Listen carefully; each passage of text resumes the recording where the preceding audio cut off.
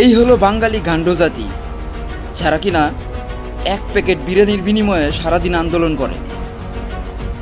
কি আর করবে, গত 17 বছর হয়ে গেছে এক প্যাকেট বিরিয়ানি কিনে খাইতে পারে নাই। না খাওয়া গান্ডুজাত কোথাকার, খা পেট ভরে খা।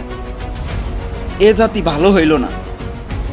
কেমনে ভালো হবে যেই গান্ডুজাত 30 টাকার বিনিময়ে মানুষ খুন করতে পারে? আর তো বিরিয়ানি ভালোই। রাজনীতির মাঠে একটা জিনিস হয় কি, বড় বড় নেতারা হয় প্রফিটেবল, তারা সেফলি বাড়ি থেকে বের হয়, আবার সভা সমাবেশ করে আন্দোলন করে আবার সেফলি বাড়িতে ফিরে যায়। আর এর মাঝখান থেকে বলির পাঠা হয় হলো এই এক প্যাকেট বিরিয়ানির লোভে যারা আসে, 100 টাকা 500 টাকার বিনিময়ে যারা আসে, এই গান্ডু জাতিগুলা মাঝখান থেকে বলির পাঠা হয়। আমি কই কি ভাই, এগুলা বাদ দেন। এই এক প্যাকেট বিরিয়ানির বিনিময়ে সারাদিন আন্দোলন করছেন, পুরার দিন যদি কামলা দিতেন বাইরে, এরকম 5 প্যাকেট বিরিয়ানি কিনে খাইতে পারতেন।